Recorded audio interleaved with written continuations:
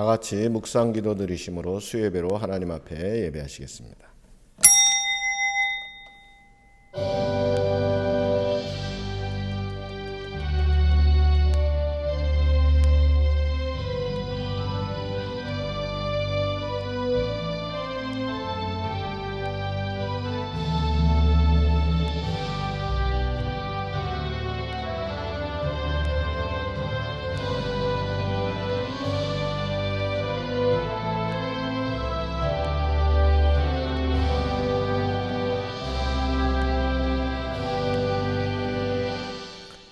전능하사 천지를 만드신 하나님 아버지를 내가 믿사오며 그 외아들 우리 주 예수 그리스도를 믿사오니 이는 성령으로 잉태하사 동정녀 마리아에게 나시고 본디오 빌라도에게 고난을 받으사 십자가에 못 박혀 죽으시고 장사한 지 사흘 만에 죽은 자 가운데서 다시 살아나시며 하늘에 오르사 전능하신 하나님 우편에 앉아 계시다가 저리로서 산자와 죽은 자를 심판하러 오시리라. 성령을 믿사오며 거룩한 공회와 성도가 서로 교통하는 것과 죄를 사하여 주시는 것과 몸이 다시 사는 것과 영원히 사는 것을 믿사옵나이다. 아멘.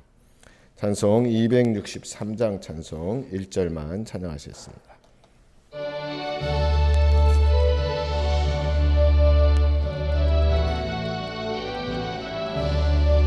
이 세상 엄하고 나 비록 약하나 늘 기도 힘쓰면 큰 권능 얻겠네. 주의 은혜로 대속받아서 피와 같이 붉은 죄는 갇히겠네. 아멘.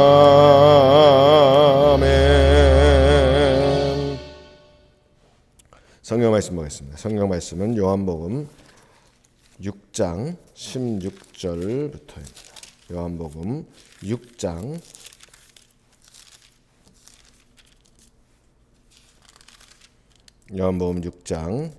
16절부터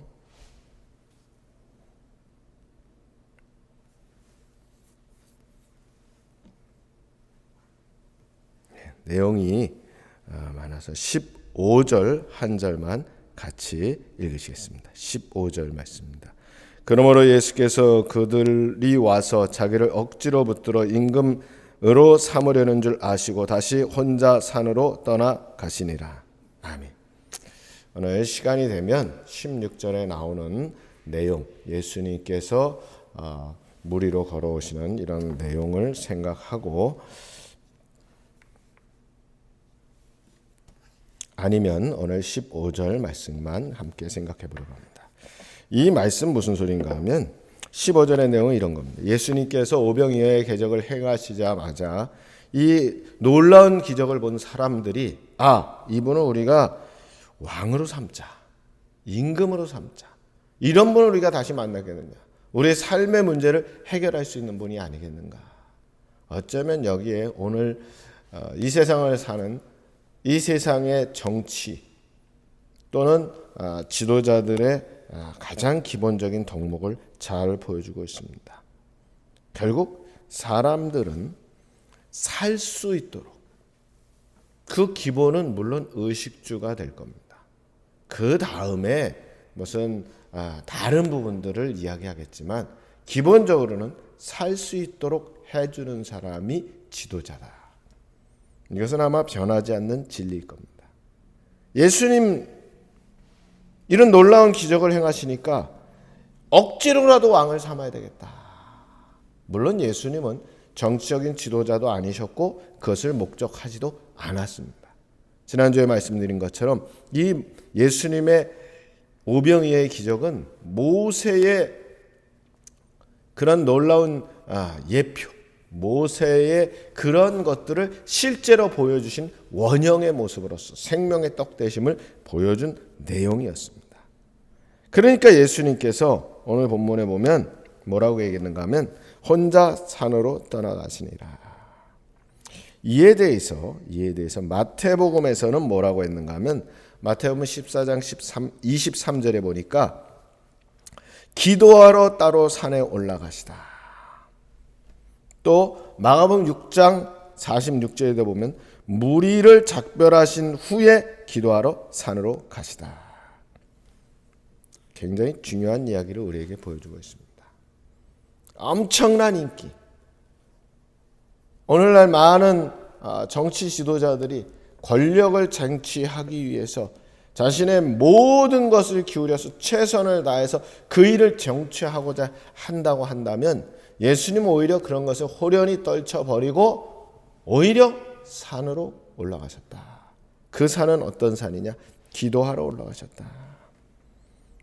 여기서 우리에게 예수님께서 기도하는 삶, 영적 지도자의 삶이 어떠한 것인가, 또 어떻게 하는 것이 진정한 그리스도인의 삶인가를 보여주고 있습니다. 예수님께서는 공생애를 시작하기 전에 40일 동안 금식하셨습니다. 놀랍게도 예수님께서는 제자들을 선택하실 때에도 누가복음 6장 12절 이하에 보면 그때 예수께서 기도하러 산으로 가사 밤이 맞도록 하나님께 기도하시고 밝음에 그 제자들을 부르사 그 중에서 12를 택하여 사도라 칭하셨으니. 영적인 지도자는 영적인 참모들을 고르는 데 있어서도 기도하시고 결정하셨다. 오늘 말씀에 오병이어의 놀라운 이 기적을 행하신 이후에도 그 많은 인기와 그 많은 사람들을 뒤로 하시고 기도하러 가셨다. 우리가 잘 아는 바와 같이 예수님 십자가를 앞에 두고도 기도하셨다. 오늘 우리에게 필요한 게 뭘까? 많은 사람들은 그렇게 얘기합니다. 오늘 우리에게 필요한 게 뭘까? 세상에 인기를 얻고 세상에 인정을 받을 때 많은 이들은 나는 그만한 능력이 있다, 자격이 있다 하고 대중을 향해서 나아가는 그러한, 그리고 그것을 적절히 권력을 누리고 그리고 인기에 영합하는 것이 지극히 일반적인 모습인데 영적인 지도자는 어떠냐? 오늘 예수님 보여주신 것으로 볼 때 첫째는 뭐냐면 물러남입니다. 물러남. 혼자 산으로 떠나가시다. 제자들도 떨쳐놓고 가셨습니다. 왜 그러셨을까? 철저히 하나님과의 만남입니다. 오늘 많은 사람들은 뭔가 가졌다고 생각하는 사람들은 그것을 지키기 위해서 주위에 장벽을 쌓습니다. 사람으로 하든 물리적인 것으로 하든 장벽을 자꾸 쌓아서 사람들과 거리를 둡니다. 접근하지 못하게 하는 거죠. 그래서 예수님은 기꺼이 혼자 가셨다. 중요한 건 뭐냐? 영적인 지도자는, 영적인 사람들은 하나님과의 만남입니다. 이게 가장 중요하고 하나님과의 대화가 중요하다는 겁니다. 혼자 가셨다. 또 하나, 둘째는 예수님이 하신 일은 뭐냐? 성경에 보면 16절에 보니까 점을 매. 그러니까 예수님께서 꽤 긴 시간 산에서 기도하셨다. 제자들을 뒤로 하고 그 많은 사람들을 뒤로 하고 기도하셨다. 형식적인 기도가 아닙니다. 하나님과의 깊은 영적인 관계 속에 들어가는 그런 기도입니다. 오늘 우리에게 필요한 게 뭘까? 하나님과의 깊은 영적인 대화, 영적인 교류, 이것이 없다면 근본적으로 그것은 사실은 영적인 사람이 아닙니다.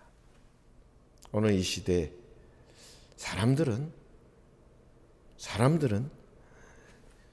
의식주의 문제를 해결해 줄 수 있는 지도자들을 찾습니다. 세상 지도자라면 마땅히 그렇게 해야 될 겁니다. 그 영적 지도자는 어떠하냐? 영적 지도자는 그런 일을 하나님의 능력으로 행할 수도 있겠죠.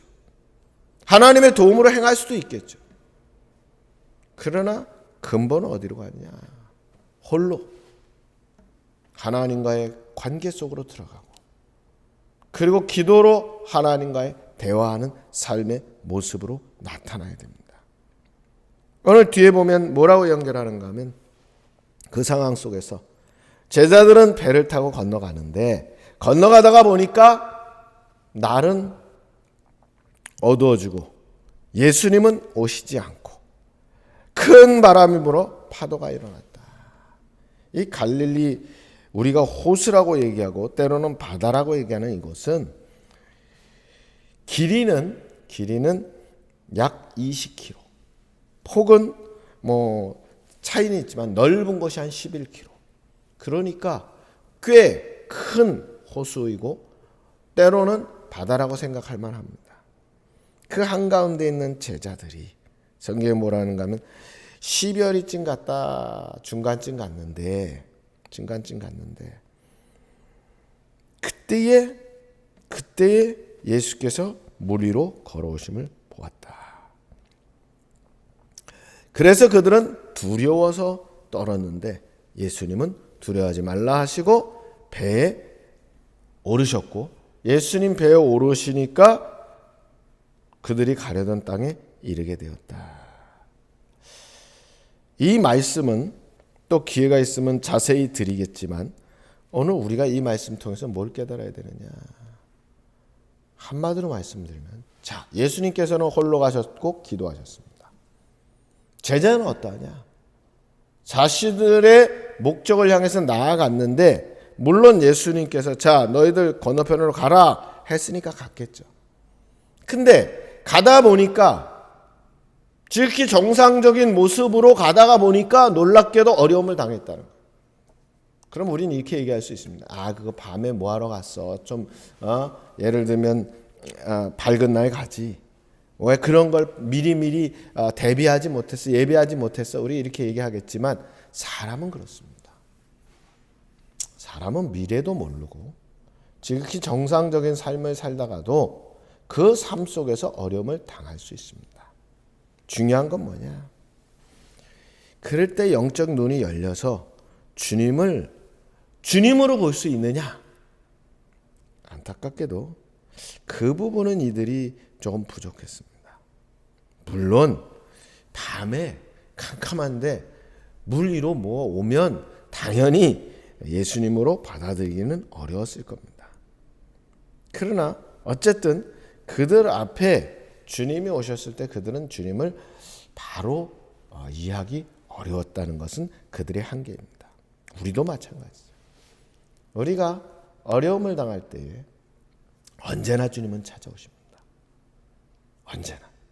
그리고 주님께서는 그 삶의 문제를 해결해 주십니다. 근데 우리는 그렇게 생각합니다.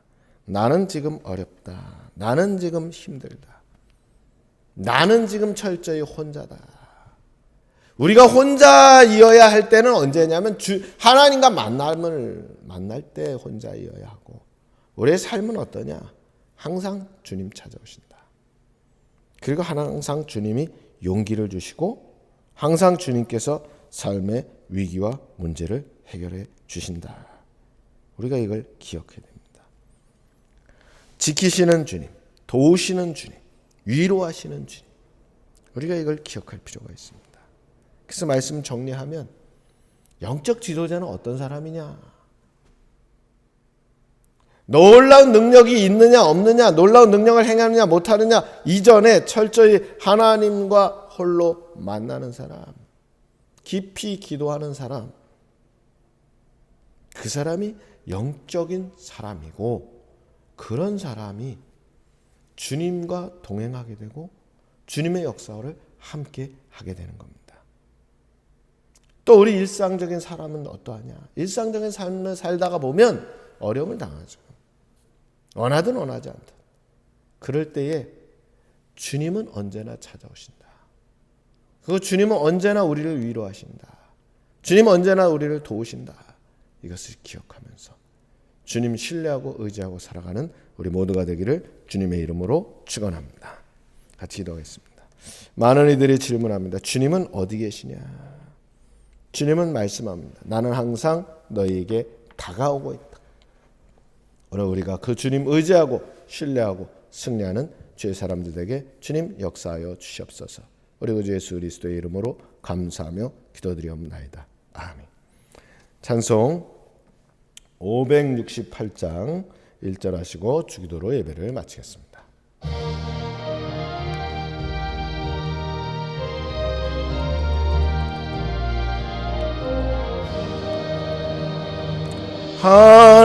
하나님은 나의 목자시니 내게 부족함이 없으리로다. 나로 하여금 푸른 풀밭에 눕게 하시며 잔잔한 물가로 인도하여 주시네.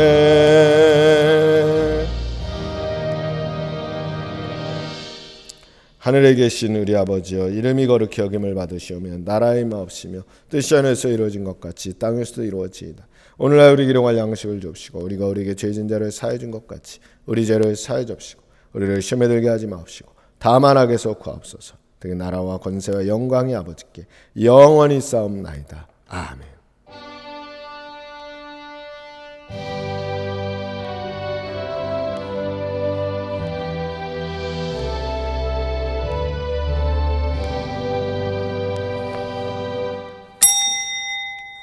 예배를 마쳤습니다.